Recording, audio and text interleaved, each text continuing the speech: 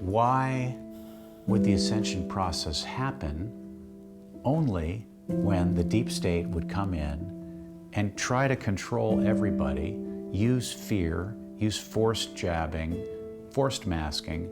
Why would the ascension process have to happen alongside that? Isn't that the truth? Why would it have to happen alongside of that? Because to get stronger, you need to lift heavier and heavier weights. And there's this thing in the physical body that you can do way more than you think you can do. But you're not going to do it until you're forced to do it. And we're all like that. You and I are not afraid to drop the body and leave. We're not afraid.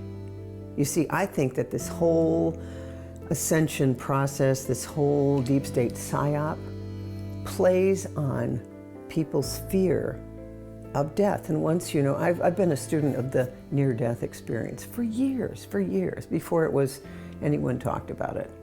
And the research was that after kids had a near-death experience, so people could no longer wear a watch, their electromagnetic field had changed in about 25% of them. They knew things that they couldn't possibly know, and they were at the top of their game in academia, whatever, because their brain had changed from remembering who they really were. Standing up for oneself is the pathway to God. Oh, that's good.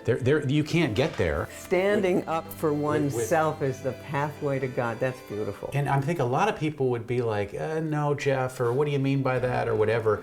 But if you've done it, if you've truly stood up to that force that is telling you, you don't get to be a human being, you don't get to be a spiritual being, I own you.